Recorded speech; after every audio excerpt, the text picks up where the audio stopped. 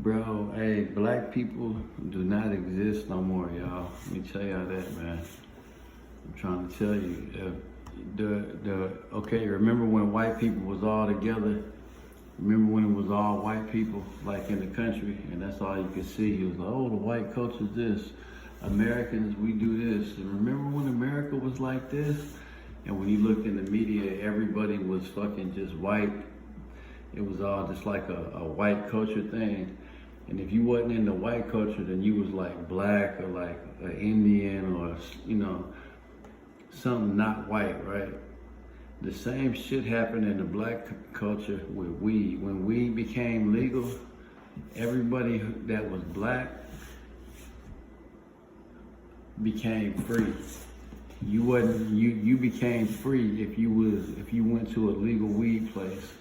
You wasn't black no more. You got an opportunity to become real like everybody else in America.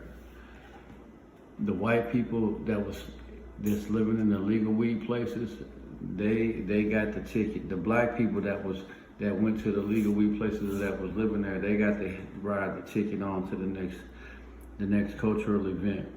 But at a certain point in America, it wasn't just white folks no more. You had poor white people, and then you had rich white people.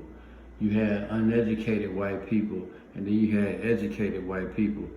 After a while, you could see where it was two different classes of white people, and then it was three classes, and then, I don't know if y'all could see the four classes, but you slowly began to see through the different lines of prejudice to where now you can literally look into the country and be like, okay, there's white people on drugs that the other white people ain't helping.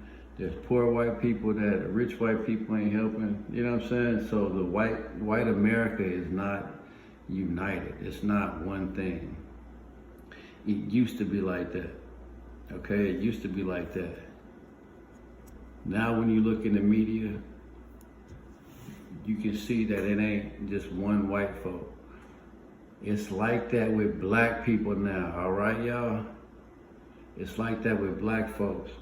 If you are a black person, that means you come from the slave culture. That means you come from jail culture. That means you come from weed culture.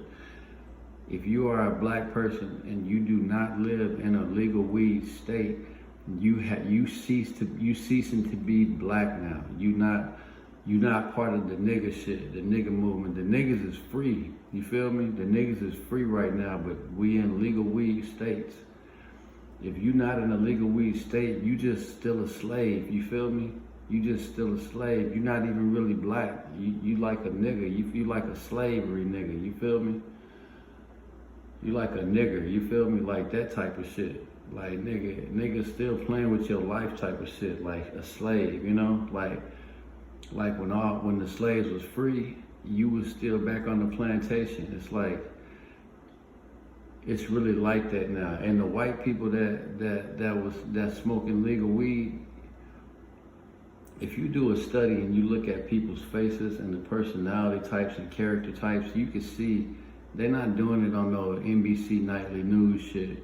But you can see the lines being drawn in the country, and it's people who are free and rich versus the people who are poor and slow and slaves. And so what I'm saying is that the rap culture is free. We made it. We made it when weed was legal. Coming from me, man, this is a real one, man. I was rolling up, smoking weed. I was born in '79, so I seen it all, the whole rap shit. Here I am years later in Oregon, rolling a blunt, breaking the weed down right there in the park. Not even 10 to 15 yards away, a police officer was responding to some other shit. Didn't even have nothing to do with me and my buddy, or what we was doing. And he looking at us roll up weed, we looking at him, and we just get back to minding our business, and he get back to minding his. I felt like a free slave, y'all. And that's how every other black man in America felt when he did that in a legal weed place. We feel different than y'all that ain't in legal weed places. We not like y'all. You feel me? Y'all niggas is not like us no more, bro. It's been 8 years, bro. This nigga's been 8 years free slaves. Can you imagine that? Can you imagine being a slave for 8 years still after it was other slaves that you heard that snuck away through the Underground Railroad and was free and that wasn't getting whipped, wasn't getting beat, that wasn't getting, you know what I'm saying, that had an opportunity, you know what I'm saying? Of course it ain't all sweet, but you got a better chance. You got a better start over date than the other black man. You know, they still on the old loop, but you free onto the new loop. So your struggles are gonna count for something going forward. But the old black man struggle is not gonna count for shit, because what you gotta do, old black man, is get to a legal weed state. If you not, bro, you still a slave, bro. You a part of the poor black people now, man. And y'all niggas don't exist no more, because real niggas fought to get here. Real motherfuckers fought to stay in the free place. You know, when you had free slaves, the black slaves ceased to exist. It ain't nobody in slavery right now. We are free. So the shit we used to be ceased to exist. You got to be a black man in a legal weed state that come from slavery, jail, buying nicks and dimes illegally, and then you said, fuck, there go the free black man in the legal weed. Let me go there, and guess what? This shit's true. We are free. And we got more in common than two black people that ain't in a... I got more in common with a white person in a legal weed place than I do with a black person that ain't in the legal weed place. We got more in common in life. You know, we looking this way in life. And people who ain't in the legal weed place, they still looking that way. You know, they might even be being deceived. Hey, y'all look this way. Because the damn window to go to the legal weed, the hype might have died down. And niggas might be like, some states got legal weed, some didn't. But nigga, no nigga, they lying to you. They trying to hide the door. You need to get there fast. You feel me? So I'm just trying to say that, man. You shouldn't be, if you're a brother, man, you shouldn't be having no confidence, bro, if you walking around and not in the legal weed state, bro, because you really still a slave, man. If you think you got anything going on and you trying to brag about it on TV or preach or feel like you got it going on or you free, you feel me? You not, man. You the past. You the past. It don't matter how much money you got or nothing. That shit is a relic. You outdated. You outdated. The nigga is smoking legal weed, bro. If you're not waking up and when you go into a pot shop and, hey, how can I help you today? Let me check your ID. What kind can I get you? Oh, this type of weed does this, this and that. If you're not doing that, you're not where it's at in life. You on some caveman shit. You feel me? It don't matter how nice the caveman is. If you met him today, you wouldn't start picking up his lifestyle. You would teach him how to live new. And that's what I'm shouting to everybody who hear this message, man. It's like, you niggas not like me, man. I'm free. I'm a free black man. I'm so free, I ain't even black no more. I'm a real American. And real American got black in it, got white in it, got red in it from bleeding. So the country is free, bro. You feel me? The country is free. You got to be real to be free, though. That's what I'm saying. Like, now in this time, niggas is really free. The line is drawn, nigga. Real niggas is real. You know what I'm saying? Then people in the North, when the slaves got free, they must have had more in common. Free slaves, black man with a free white man, than a free white man had in common with a slave owner, or a free black man had in common with a slave. they had more in common with the free white man that was their neighbor in the north than they did with the one that was their family in the south.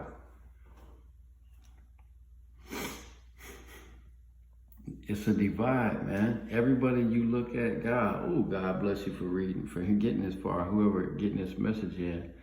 It's a divide, man. If you got family members that live in a place that ain't legal weed, bruh, they dead. Look in their eye. When they wake up, when they say stuff, when they talk to you, they just old niggas, bruh. Old slaves waiting to die off from an old way of life.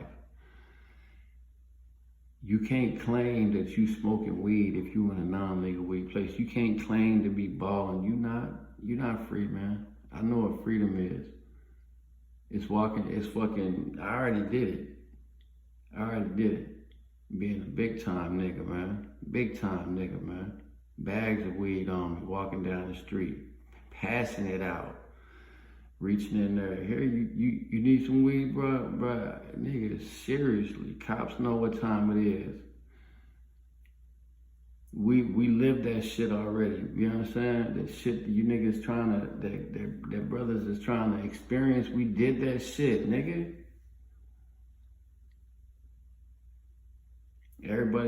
It's like everybody was trying to get money to get rich, or wanted to be a rapper, or wanted to be like, if you look at Cameron, like he did that shit already. He already rapped and did that, was on stage, He did that shit. If you talk to Cameron and you are a wannabe rapper, you say you want to be rapping, you should respect him, because he already done it. If that's what you want to do. So what are we talking about? We're talking about being a free brother. You feel me? All through the 80s, the 90s, 2000, it was all about weed, bro. If you was listening to rap, you was smoking weed, you don't give a fuck. That shit was lined up. So I'm telling you, 8 years ago, weed became legal, man. And I came here for that shit. God put me here for that, and I was here, and I'm 8 years in. And I'm telling you, I'm a free, I wouldn't even call myself no black man now, man. I'm just a straight up real nigga, a real American, man. Like, that's where we at. That's where we at in the country.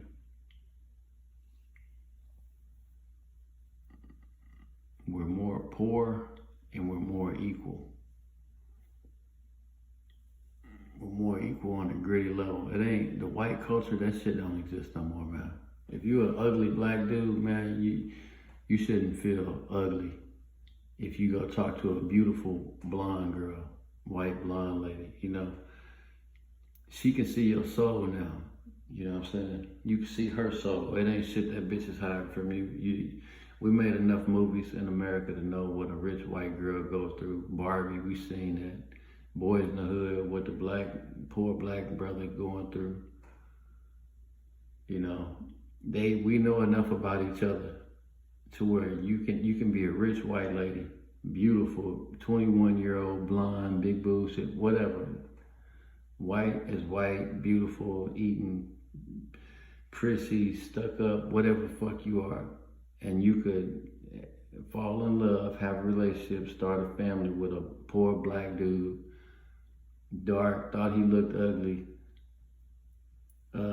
in America, just by y'all getting along. Just by y'all getting along now. That shit wasn't possible before, but it is now. We're in the same family, man. We're in the same family. If you a fat white lady, you could still pull and date and be with a slim black dude or a slim Mexican dude if he's in America. The white lady can be with anybody in America. The black lady can be with any white people and black people. We own the country now. We can be with whoever. It's a privilege to be with us if you anybody of another race. If you in America, if you meet a Chinese lady, it's a privilege for that Chinese lady to talk to you. She ain't better than you. She's not American if she ain't gritty. If she is a Chinese lady that's been here in the country for a long time, or identifies as American now, she's got that grit, and now it's okay for you to talk to her. Money don't mean shit to being an American. Looks don't mean shit to being an American. It's grit, and it ain't fake grit. You know, that's what's uniting us, our gritty history, you know. I mean, I'm pretty sure somebody with grit could come along and we can invite them right on into the family, but the relationship that black people and white people have,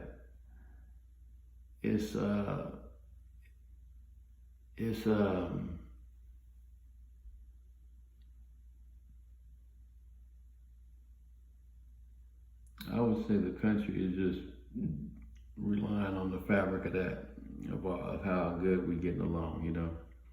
Other people don't realize about our past. They just see what's on the outside looking in. But we know, we grew up black. We know we've been called nigger, you know what I'm saying? They're walking down the street. You know, y'all white people just been punched in the face by a black dude for nothing, you know. Like, we have a white and black history in this country. But that's over now.